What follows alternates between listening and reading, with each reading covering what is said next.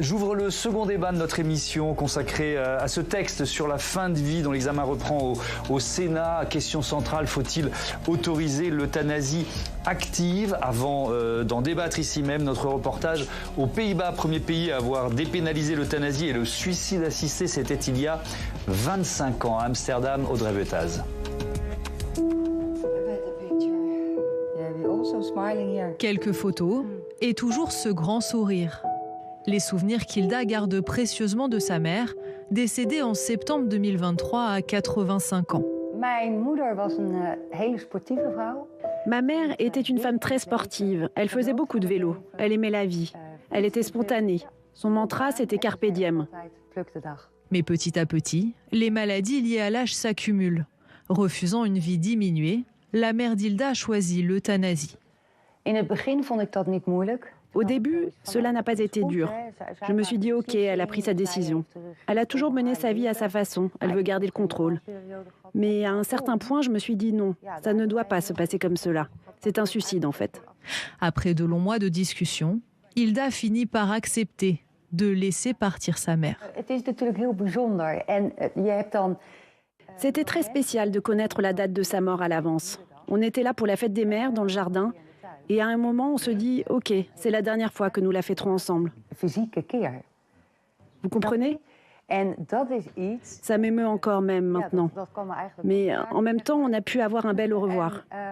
Une semaine avant, on a fait une grande table avec ma sœur, les enfants. On a fait des blagues, on a trinqué. On a pu se dire ce qu'on avait à se dire. Aux Pays-Bas, pays pionnier, l'euthanasie et le suicide assisté sont dépénalisés depuis 2002. Pour en bénéficier, le patient doit faire une demande volontaire et mûrement réfléchie. Ses souffrances physiques ou psychologiques doivent aussi avoir une cause médicale, être jugées insupportables, sans alternative thérapeutique.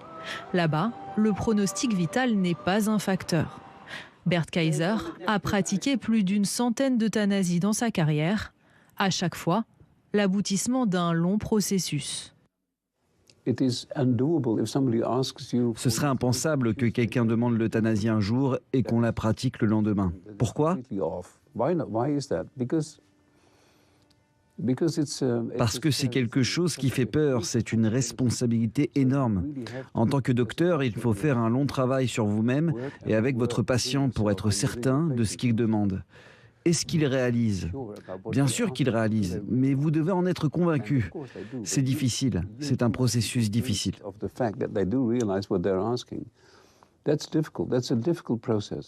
Le patient doit ensuite être vu par un médecin extérieur au dossier pour qu'il confirme la décision. Aux Pays-Bas, l'euthanasie est très souvent pratiquée par les médecins de famille, mais tous ont un droit de réserve. C'est ici qu'intervient l'association néerlandaise pour une fin de vie volontaire. Elle aide entre autres les patients à trouver un professionnel de santé prêt à les aider. Mais parfois, ceux qui demandent l'euthanasie ne rentrent tout simplement pas dans les critères de la loi.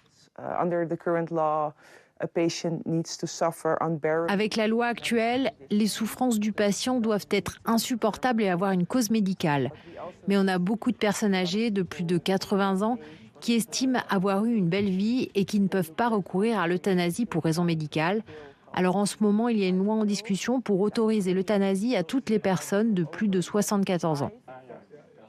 Une dérive pour Theo Bauer, professeur d'éthique de la santé, qui était pourtant favorable à l'origine à l'euthanasie. L'euthanasie devrait être un dernier recours, en urgence. Mais aux Pays-Bas, c'est devenu une manière de mourir par défaut. Comment peut-on affronter les épreuves de la vie s'il y a une porte de sortie si facile? Ça pose aussi la question de la manière dont la société s'occupe de ses aînés qui coûtent de l'argent au lieu d'en rapporter. L'an dernier, les euthanasies ont représenté près de 6% des décès dans ce pays de 17,8 millions d'habitants. Et on ouvre donc ce second débat consacré à la fin de vie, ce texte qui arrive au Sénat, question autour de la légalisation d'une euthanasie active. J'accueille Laurence Garnier, bonsoir, bienvenue. Bonsoir. Vous êtes sénatrice LR de la Loire-Atlantique. Michel Lévy-Soussan, bonsoir et bienvenue. Vous êtes médecin interniste AP-HP, ancienne responsable de l'unité mobile d'accompagnement et de soins palliatifs de l'hôpital de la Pitié-Salpêtrière. Alice Cachaner, bonsoir et bienvenue. Bonsoir. Vous êtes journaliste à France Inter et vous avez signé un reportage dans l'émission Interception fin de vie quand la mort est clandestine. Et vous allez évidemment beaucoup vous appuyer sur ces témoignages que vous avez reçus à l'occasion de ce reportage. Et Michael Darmon, éditorialiste pour Sens Public, évidemment, est resté à mes côtés. Je vais m'appuyer sur cet exemple néerlandais qu'on vient de voir dans le reportage d'Audrey Vuetaz. Est-ce que c'est ce que vous ne voulez pas voir en France ? C'est tout le sujet, c'est-à-dire que on entend la demande de patients en grande souffrance à la toute fin d'une vie et je crois qu'on partage tous cette préoccupation de soulager la souffrance de ces personnes. C'est un sujet qui laisse personne indifférent et sur lequel il faut qu'on soit très prudent et très délicat, je pense. En tout cas, nous, les hommes et les femmes politiques, parce qu'on parle aussi de parcours de vie. Pour autant, ce texte, il risque d'ouvrir une porte qui sera peut-être uniquement entrebâillée au début et qui risque de s'ouvrir tout grand dans les années à venir. Et ce qu'on a entendu avec cette possibilité d'un droit à l'euthanasie pour les personnes de plus de 74 ans, c'est ce qui est évoqué aux Pays-Bas. Ça fait froid dans le dos. Pourquoi ? Et la personne qui a témoigné et qui était favorable au début, sans doute pour des raisons qu'on peut parfaitement entendre, de soulagement, de souffrance réfractaire, elle montre très bien qu'en fait, en ouvrant cette porte, eh bien, de fait, on élargit. C'est ce qu'on constate dans tous les pays. On le constate au Canada, on constate en Belgique, où aujourd'hui l'euthanasie est pratiquée pour des mineurs. Et en fait, on arrive aujourd'hui à dire que 74 ans, aux Pays-Bas, c'est l'âge limite au-delà duquel il faut peut-être penser à partir. Et ça, c'est effroyable. Michel Lévy-Soussan, est-ce que vous pensez que la France doit se rapprocher de ce qui existe aux Pays-Bas ? Je ne parle pas forcément de la dernière mouture des 74 ans, mais de ce qui existe déjà là, depuis près de 25 ans. 25 ans d'ailleurs, c'était 2001. Oui, je crois que chaque pays a son histoire. Et nous avons construit notre modèle d'accompagnement dans la fin de vie différemment de nos voisins, de Belgique, des Pays-Bas. Et donc, il ne s'agit pas tant de se rapprocher que d'entendre dans la voie qui a été la nôtre, où nous en sommes aujourd'hui, les limites qui se sont fortement exprimées parmi les patients, les aidants, les soignants, dans la souffrance réfractaire de certaines personnes affectées par des maladies graves, incurables, en dépit d'un soin palliatif bien conduit. Donc vous dites que pour ces personnes-là, il faut faire évoluer la loi, c'est ça ? Oui. Parce qu'elles le demandent, d'une certaine façon ? C'est ce que vous ressentez ? Parce qu'aujourd'hui, avec les progrès de la médecine, qui permet de tenir en vie dans des conditions parfois très difficiles, d'une souffrance qu'on a du mal parfois à entendre et à soulager, eh bien, on voit que l'ensemble des dispositifs qui se sont développés, des modalités d'accompagnement, touchent parfois à des limites. Et je pense qu'il faut pouvoir l'entendre. C'est ce qu'a fait le Comité consultatif national d'éthique, dans son dernier avis 139, c'est l'orientation aussi prise par la Convention citoyenne sur la fin de vie. Et je pense que le risque serait très important d'opposer cette voix des patients à une voix qu'on entend aussi fortement, celle qui s'exprime de professionnels de santé inquiets dans le chemin que prendrait leur exercice professionnel. Est-ce que, Alice Cachaner, vous avez le sentiment, alors on pourrait s'appuyer sur des sondages, que les Français souhaitent une évolution finalement vers une euthanasie active, légale ? Vous en parlez, justement, les sondages, en effet, d'année en année, il y en a, et on est autour de 80-90% d'opinions favorables à une légalisation de l'aide active à mourir, que ce soit le suicide assisté ou l'euthanasie. Mais mettons les sondages de côté. Moi, ce que j'ai pu observer lors de mes reportages, eh bien, en fait, c'est qu'il y a une France qui se débrouille, qui trouve ses propres combines et qui, en fait, il y a aujourd'hui des euthanasies, des suicides assistés clandestins qui se pratiquent sur notre territoire. Je ne parle pas des Français qui traversent... partent en Belgique ou ailleurs. Exactement. Ouais. Je parle de personnes qui se débrouillent pour trouver des solutions. Alors, ça peut être des personnes, on l'a vu, il y a eu le procès d'Ultime Liberté, des militants... Donc c'est une association, c'est ça? Exactement, c'est une association. Donc ça peut passer par l'importation, à l'époque c'était du pentobarbital, de ce produit qui est donc interdit en France. Et donc beaucoup de personnes se sont procurées ce produit pour mettre fin à leur jour, soit de manière immédiate, soit pour être rassurées. Et se dire, le jour où je n'en pourrai plus, je pourrai partir comme je veux, paisiblement. Ouais. C'est intéressant ce que vous dites. D'une certaine façon, c'est une réalité en France aujourd'hui et donc il faut que la loi rattrape cette réalité d'une façon ou d'une autre. On va évidemment en débattre en détail. Je vous propose une carte pour savoir un peu comment ça se passe en Europe. En rouge, vous voyez les pays qui pratiquent justement cette euthanasie active légale: Pays-Bas, Belgique, Espagne, Portugal et Luxembourg. En rose, l'euthanasie passive autorisée, et c'est dans cette catégorie qu'on trouve la France, l'Allemagne, l'Italie. Je ne vais pas détailler toute la liste. Et puis en orange, l'euthanasie interdite et même criminalisée. On va trouver plutôt à l'est de l'Europe, Lettonie, Lituanie, Pologne, République tchèque, Roumanie, Bulgarie. Peut-être un élément, on aurait pu commencer par là d'ailleurs, Michèle Elissoussan, on dit euthanasie active. C'est quel geste? De quoi on parle? Alors, c'est vrai que c'est très important de revenir sur les mots qui sont porteurs de sens et puis de réalité. Ça fait déjà quelques années on s'est mis d'accord pour abandonner le terme d'euthanasie passive. Parce que l'euthanasie passive, c'est ce qu'on appelle aujourd'hui la limitation de soins qui maintiennent artificiellement en vie dès lors que le pronostic est établi et que la réanimation ne peut pas permettre une amélioration. Et donc, maintenant, on appelle ça des limitations et arrêts des thérapeutiques et non plus euthanasie passive. Ce qu'on appelle euthanasie, c'est effectivement un acte pour donner la mort chez une personne qui est affectée par une maladie grave, incurable, qui en fait la demande et qui est dans un état de souffrance réfractaire. Mais donc l'euthanasie passive, c'est un terme aujourd'hui... que vous avez mis de côté, d'accord. Je vais essayer de ne plus l'utiliser. Sur l'euthanasie active, c'est le terme que je vais employer. Est-ce qu'il y a des réserves, Laurence Garnier, émises par certains médecins, l'Académie de médecine ou autres?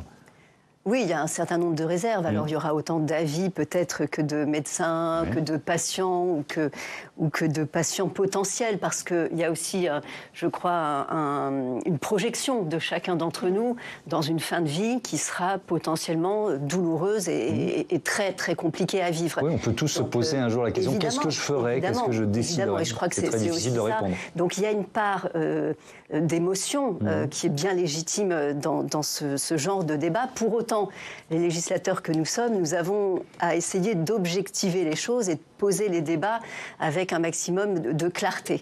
Alors, vous expliquiez qu'on n'utilise plus le terme euthanasie passive, vous en avez expliqué les raisons. Moi, ce que je constate au niveau du texte de loi qui sera examiné par le Sénat dans quelques jours, c'est qu'on n'utilise pas non plus le terme d'euthanasie active ni de suicide assisté. Et je crois qu'on ne met pas les mots sur les choses. On parlait des sondages tout à l'heure. On parle d'aide active à mourir. On parle d'un texte de fraternité. Je crois que tous ces mots-là cachent la réalité de quelque chose qui est beaucoup plus violent. Parce que le mot euthanasie fait peur, d'une certaine façon. Voilà, quand on parle, effectivement, les sondages, vous les avez évoqués, je ne les conteste pas. Il y a beaucoup de sondages qui disent beaucoup de choses contradictoires, y compris d'ailleurs pour les médecins, madame. Certains sondages disent que les soignants sont favorables, d'autres disent qu'au contraire, ils sont très défavorables. Mais en tout état de cause, quand on dit les choses, et quand on dit aux Français, êtes-vous favorable à une euthanasie active, à un suicide assisté, lorsqu'on précise, parce que tout ça, c'est aussi de la technique qui va vous impacter, vous les soignants.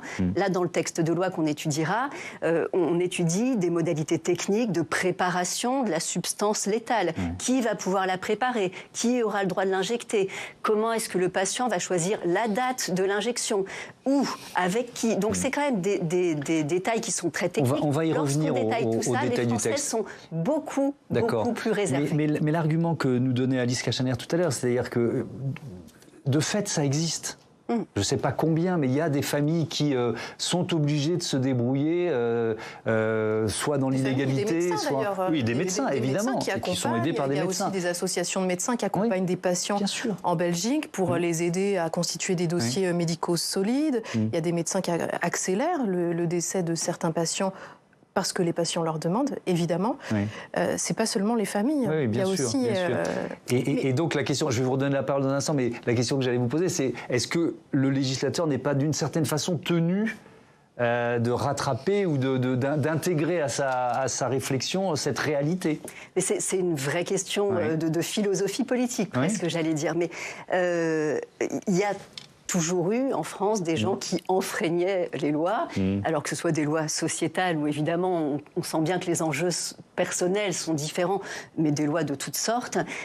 Si on se positionne sur des lois sociétales, je pense par exemple à la question de la GPA qui est autorisée dans d'autres pays, qui en France nous interpelle beaucoup, toute sensibilité politique confondue.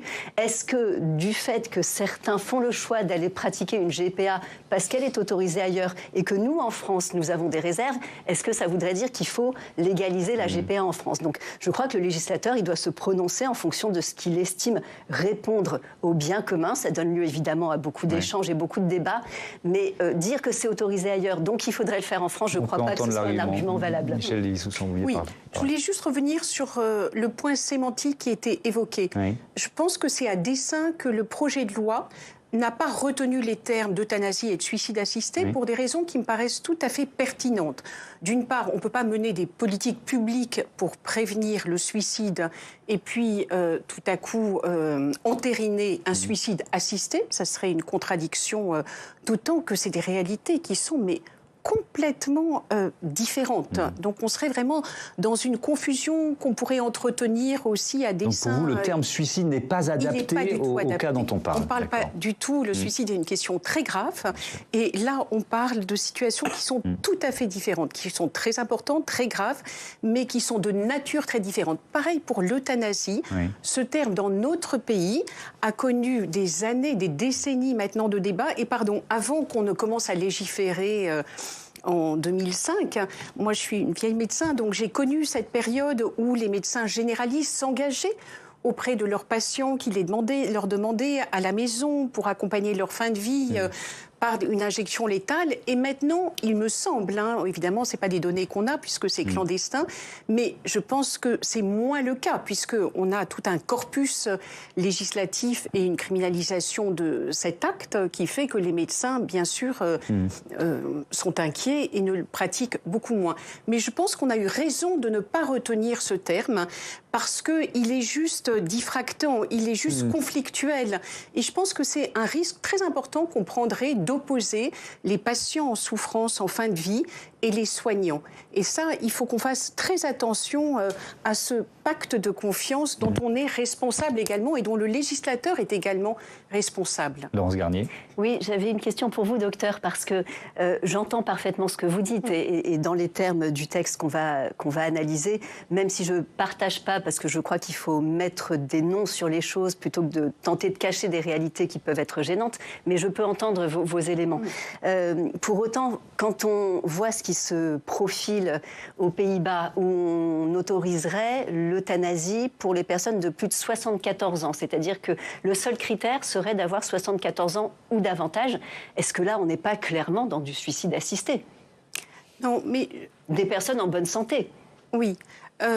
Cet argument de la pente glissante, je pense que là aussi, il faut faire très attention. On est à chaque fois dans des situations extrêmement sensibles, complexes, qu'il faut analyser au cas par cas. Et bien sûr que le législateur a pour mission de porter des garde-fous vis-à-vis des plus vulnérables, mais il faut qu'on fasse très attention aussi de ne pas généraliser abusivement et d'étudier chaque situation avec tout le soin nécessaire. Il y a beaucoup de réactions de nos téléspectateurs, téléspectatrices. Je vais vous livrer 3 témoignages. Adeline qui nous écrit de Carnac. J'ai du mal avec cette idée. Tant que tu es vivant, même mal, tu dois rester. Honnêtement, j'ai l'impression qu'on infantilise les malades. Voilà ce que nous dit Adeline.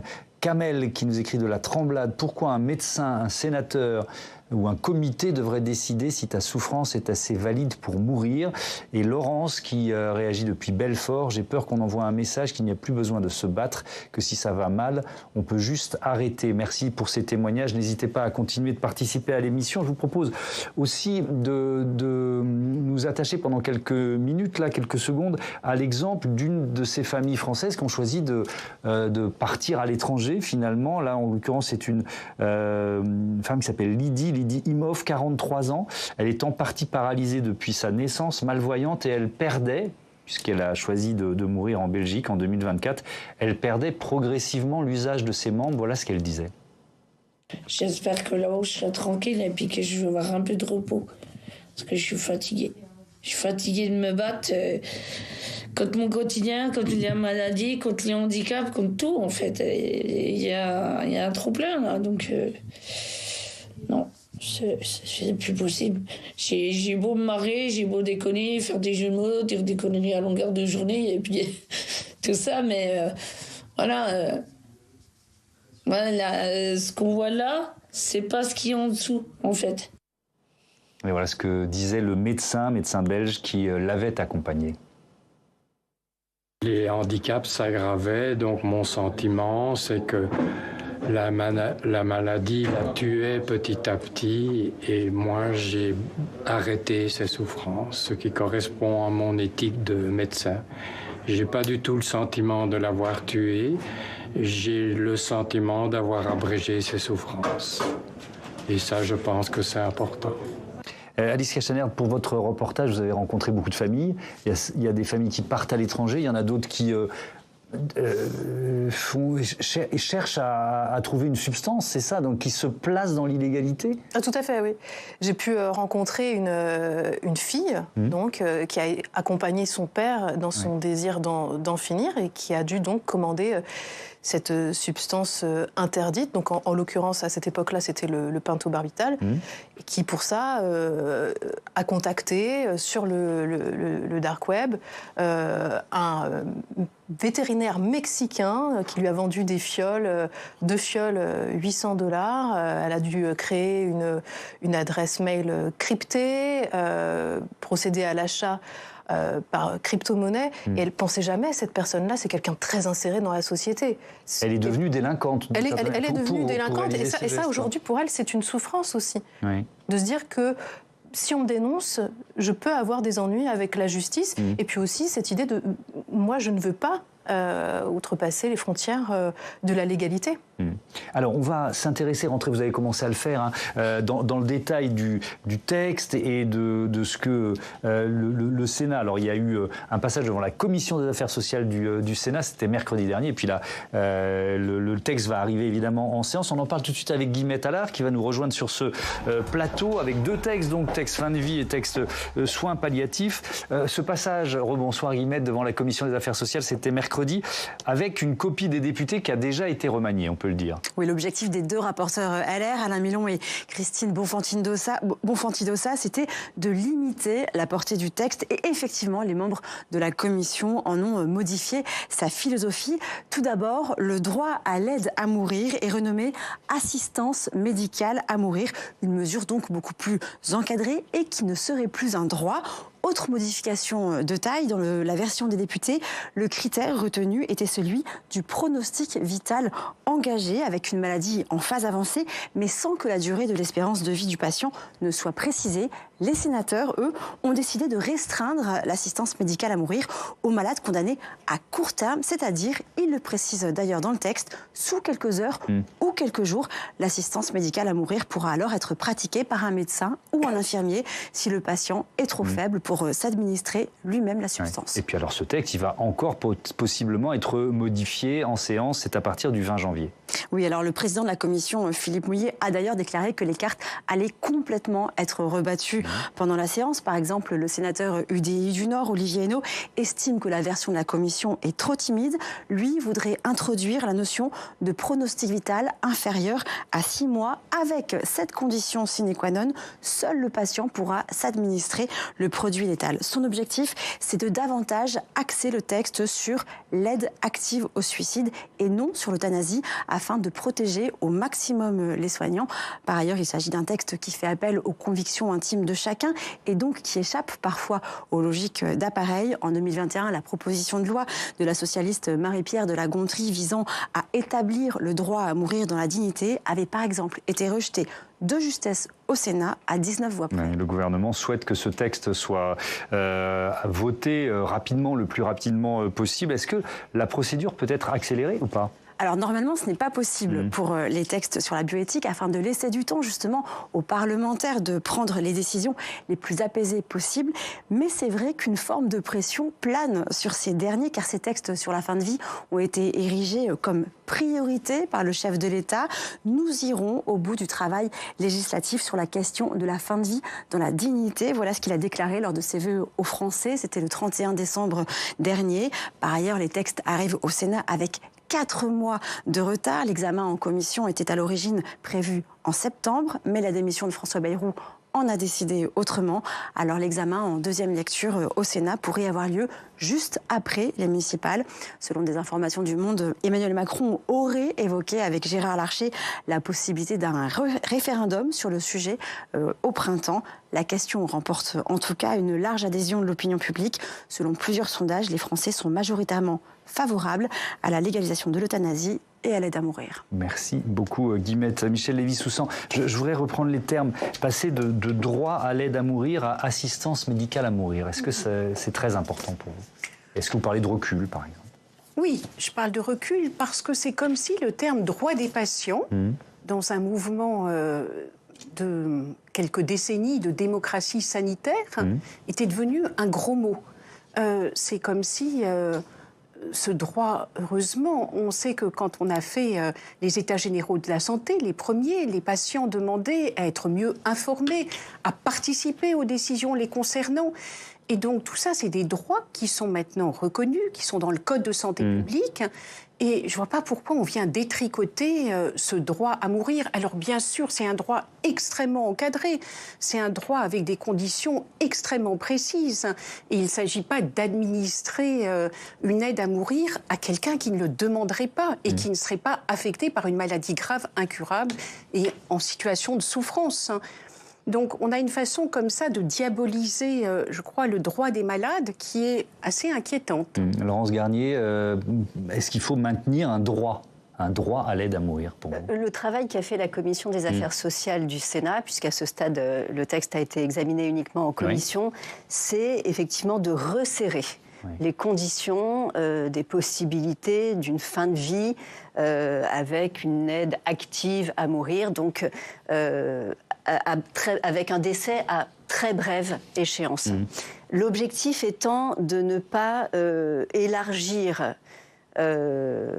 à des maladies incurables dont le décès pourrait n'intervenir que ultérieurement, voire très ultérieurement. Je regardais cette femme, 43 ans je crois, qui a évidemment des handicaps lourds et qui ne se voyait pas supporter l'atrophie de ses membres et la dégradation de son état. Mais cette femme n'était pas en fin de vie. Donc il faut avoir quand même la lucidité de se dire que beaucoup de femmes, d'hommes d'ailleurs, en France, sont dans un état peut-être le même que cette femme qui a décidé de recourir à l'euthanasie en Belgique, peut-être dans un état plus dégradé encore, et qui pour autant ne sont pas en fin de vie. Donc le travail qu'a fait le Sénat, c'est vraiment ça. Et j'entendais ce que vous disiez tout à l'heure, docteur, sur cette nécessité de pouvoir étudier en fait les cas les uns et les autres au cas par cas. Comme vous l'avez dit, le cas de cette femme n'est pas le cas des patients que vous rencontrez, qui sont sans doute tous différents. Oui, mais cette femme, aujourd'hui, elle est obligée d'aller en Belgique.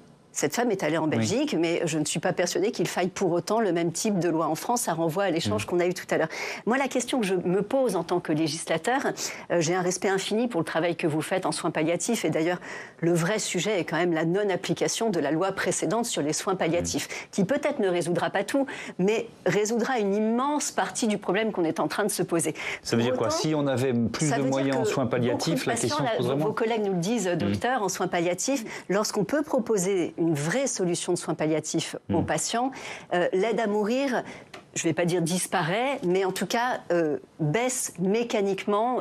Vos collègues parlent de 90%. J'ai rencontré les responsables de la Société française d'accompagnement et de soins palliatifs. Et il y a beaucoup de départements en France qui n'ont pas la possibilité d'accéder à ces soins palliatifs. Alors, quand on dit aux Français, est-ce que vous préférez mourir dans des souffrances épouvantables ou bien accéder à l'aide à mourir, évidemment qu'on se met tous à la place de ces Français. Mais je crois qu'il y a d'autres solutions, et à commencer par appliquer la loi actuelle, la loi Claeys-Leonetti, et le cas par cas.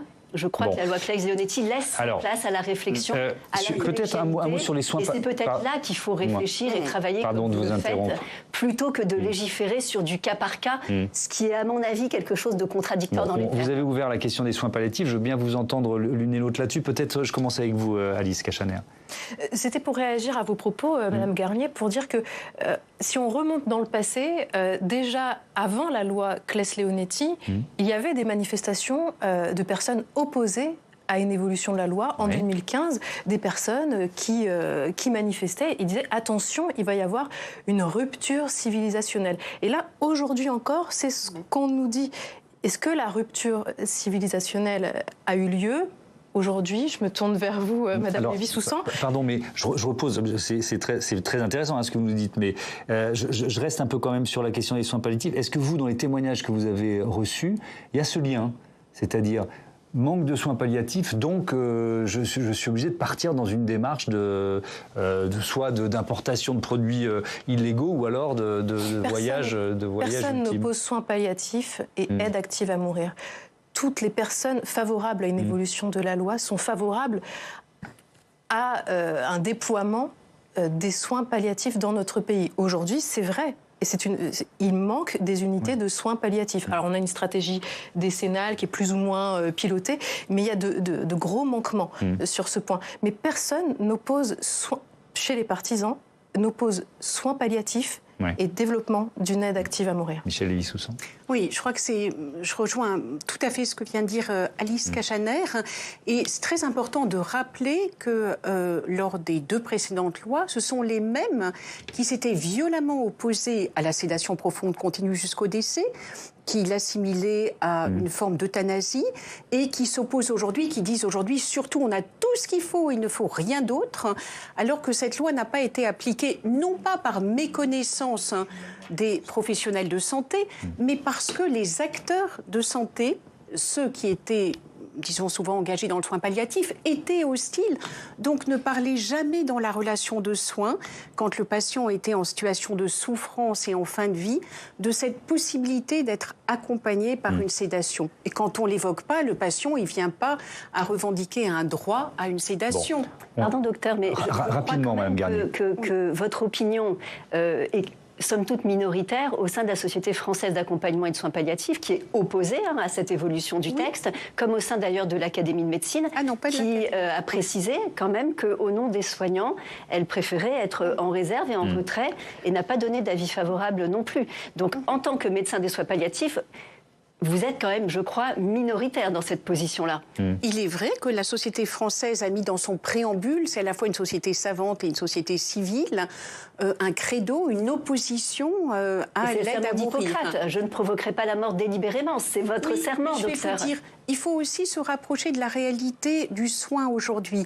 Plus de la moitié des patients qui décèdent en réanimation décèdent du fait d'un acte médical d'arrêter la réanimation. Donc c'est du quotidien, y compris la souffrance des soignants, y compris toutes ces interrogations éthiques. C'est aussi la rançon du progrès. Ce sont des questions avec lesquelles on doit vivre et on doit continuer à être dans l'interrogation éthique du soin. Je relaye cette question de Michel qui nous écrit d'Albitreccia, qui dit « Mon mari a demandé et obtenu la fin de vie par la loi Leonetti. Je ne comprends pas bien de quoi vous parlez puisqu'il existe cette loi. » Merci de cette question. Qu'est-ce que ça changerait ? On l'a déjà expliqué, mais par rapport à la loi existante.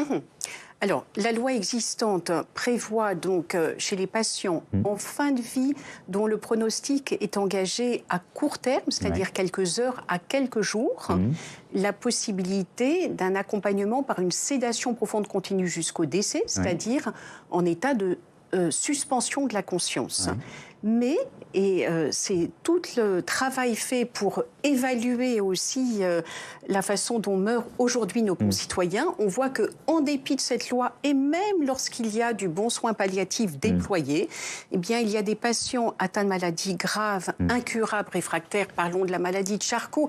Tous les patients atteints de maladie de Charcot ne demandent pas à un stade évolué, ne demandent pas une aide à mourir. Et c'est pour ça qu'il faut à chaque fois, le soin reste quelque chose. C'est un engagement humain et à chaque fois personnalisé.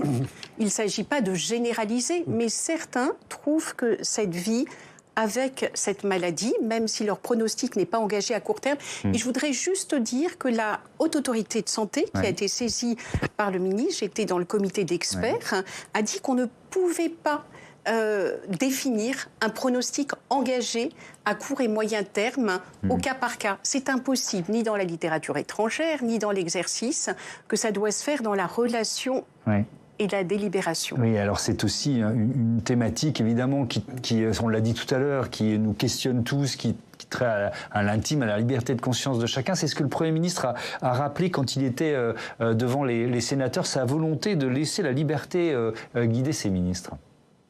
C'est un projet de loi qui a démarré déjà il y a de nombreux mois avec une navette parlementaire qui est en cours. On a discuté avec le président du Sénat, le ministre des Relations avec le Parlement, dont l'engagement est connu sur ce texte, aura l'occasion d'y revenir en conférence des présidents. C'est un texte dont le débat doit avoir lieu jusqu'au bout. Je souhaite néanmoins, je ne l'ai jamais précisé publiquement, signifier que l'ensemble des membres du gouvernement bénéficieront d'une liberté de ton, d'une liberté de prise de position et d'une liberté de parole totale sur un texte qui touche à l'intime, qui touche à des questions qui sont parfois délicates et qui peuvent renvoyer à nos vies. Et donc là aussi, dans la manière dont le gouvernement va interagir avec les différentes forces politiques au Parlement, je tenais à rappeler cette liberté qui est au fond quelque chose à la fois de moderne et au fond quelque chose que l'on pouvait connaître jadis dans la vie gouvernementale en respectant la conscience de chacun. Ce thème de la fin de vie, ça fait très longtemps, plus de 30 ans, 35 ans que je fais ce métier de journaliste, Mickaël. On partage ces rides et cette ancienneté. Je crois qu'on en entend parler d'un président à l'autre et finalement on se hâte lentement et vous nous dites c'est bien. Oui, parce que ce qui m'interpelle encore ce soir avec ce nouveau débat, même si effectivement les thèmes évoluent, c'est au fond on est au cœur de la culture politique française. Et au cœur, effectivement, d'un enjeu, on l'évoquait, de civilisation. En France, on le sait, on le voit, la question de la fin de vie n'a jamais été abordée ni à la hussarde, et encore moins, effectivement, à la légère. Elle s'impose à pas feutrer, comme si chaque gouvernement, on le voit, avait conscience de marcher sur cette ligne de crête, on vient encore de l'entendre, où l'erreur serait, le faute de quart serait absolument irréparable. Alors, on a souvent l'habitude de critiquer cette prudence, et de dire c'est l'hésitation. Mais en réalité, cette fois-ci, il faut effectivement, je dirais, quelque part s'en féliciter parce qu'on voit bien qu'il s'agit d'un État qui se veut protecteur, arbitre, garant donc des équilibres éthiques. Et franchement, vu les évolutions des gouvernances contemporaines vers toujours plus de brutalité, qui va se plaindre et qui va s'en plaindre qu'on prenne encore le temps et qu'on décide et qu'on assume encore de prendre le temps. Alors donc, depuis plus de 20 ans, eh bien, c'est la politique des petits pas. La loi Leonetti 2005, on l'a évoqué, la loi Claes-Leonetti 2016, on en a encore parlé, eh bien, certes, n'ont pas bouleversé le cadre moral existant, mais l'ont petit à petit affiné. On l'a encore évoqué à l'instant, le droit à la sédation profonde et continue, la place accordée à la volonté du patient. À chaque étape, le législateur a avancé avec précaution et cherchant à répondre à des situations humaines sans franchir un seuil jugé irréversible. On est au cœur d'une singularité française, d'un État où la médecine est fortement encadrée, attachée à une universalité des soins et attachée également à une idée de solidarité. Et les gouvernements de droite et de gauche, comme il faut le dire, dans les alternances, ont partager cette inquiétude, même si à chaque fois les réponses pouvaient être divergentes. Et alors, sous cette présidence d'Emmanuel Macron, est-ce qu'on est allé un peu plus vite ? Alors, avec lui, cette logique de précaution, parce qu'il fallait quand même qu'il donne son impulsion, cette logique de précaution s'est prolongée par une nouvelle méthode, en fait, une méthode plus affirmée, celle du débat. Convention citoyenne, avis du comité consultatif national d'éthique, consultant des soignants et des associations. Le pouvoir exécutif a encore assumé aussi une forme de lenteur démocratique parce que sur ce sujet, la société française, elle est ni unanime et bien entendu pas encore totalement décidée, même si les sondages donnent des indications. Une fois de plus, et c'est effectivement assez au fond peut-être contre-intuitif, il faut dire que la prudence a été bonne conseillère. Il ne faut pas y voir un refus d'agir, comme on a très souvent l'habitude de critiquer, nous les journalistes, mais au fond, une tentative de ne pas décider à la place des Français sur un sujet extrêmement intime, d'où d'ailleurs cette idée assez récurrente de procéder par référendum, même si le texte sur lequel il faudra s'entendre sera évidemment extrêmement ardu à rédiger. Cette démarche de lenteur, elle peut frustrer ceux qui réclament une évolution plus rapide, mais elle témoigne de cette constante face à la fin de vie. La République hésite, moins par peur et plus par respect. De ce point de vue-là, les décisions à prendre seront lourdes. Et à l'heure, une fois de plus, où la tentation du simplisme est très grande, eh bien, il faut faire l'éloge de cette lenteur. Vous faites l'éloge de la prudence et de la lenteur sur ce dossier. Vous employez le mot référendum. Je veux bien vous entendre là-dessus. Est-ce que vous y êtes favorable? Est-ce que c'est possible? On pourrait se dire oui, il faut poser la question aux Français. Mais quelle question? Écoutez, c'est le président de la République qui a évoqué cette question d'un référendum. Donc je lui laisserai le soin sur un sujet délicat comme celui-là d'élaborer le cas échéant ce référendum. Mais il est régulièrement question de référendum. On n'en a encore jamais vu la couleur sur ce sujet-là comme sur d'autres. En tout état de cause, je crois que ce que vous avez dit est très juste. C'est de la matière humaine. On est quand même dans quelque chose qui est fragile, qui est délicat, qui suscite un certain nombre de réactions et de réflexions, et qui risque, je le redis, d'ouvrir une porte vers des choses qu'on n'aurait pas souhaité ni anticipé. Vous disiez tout à l'heure, il y a très peu de cas, vous avez dit docteur, qui sont concernés. Je repose la question de la légitimité de la loi pour régler quelques cas spécifiques. C'est une question qui est plus large que celle-ci uniquement, mais qui concerne aussi cette question de la fin de vie.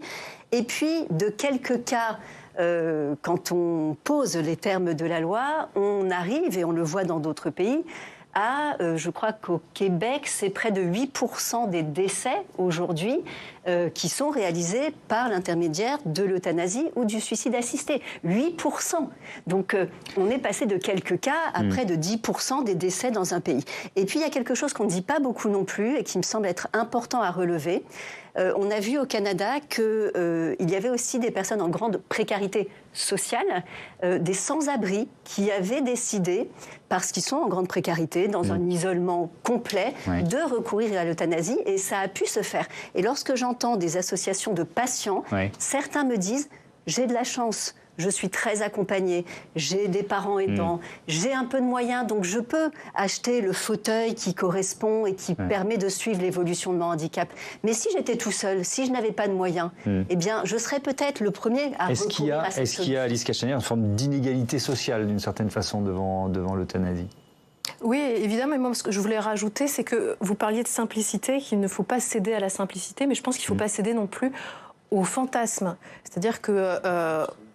aujourd'hui, en Belgique, l'aide active à mourir, c'est 3,6% des décès. Alors certes, c'est en augmentation, mais ça reste assez peu. Et quand je parle de fantasme, c'est que je ne pense pas qu'en Belgique, la société belge soit devenue une sorte de dystopie à Soleil Vert, vous savez, ce film des années 70, où des vieillards viendraient prendre une pilule pour mettre fin à leur jour. Et donc voilà, je pense qu'il faut être très vigilant sur les images, les mots qu'on emploie, et que cette loi, évidemment, elle s'appliquerait à des personnes qui le demandent aux patients, et que le sens de cette loi, c'est d'entendre la voix de ces patients qui souffrent. Merci beaucoup. L'émission est terminée, Madame la sénatrice. Merci beaucoup. Mais je ne peux pas vous redonner la parole. Vous l'avez eu, je pense, longuement les unes et les autres. Merci encore d'avoir participé à notre émission. Et je vous dis à bientôt sur Public Sénat. Voilà, c'est la fin de notre Sens Public. Vous pouvez retrouver nos débats sur publicsénat.fr, notre plateforme, en podcast évidemment. Et puis notez que demain, dans notre matinale, Oriane Mancini reçoit Vanessa Perret, la nouvelle procureure de la République anticriminalité. Il sera 8h du matin sur notre antenne. Belle soirée.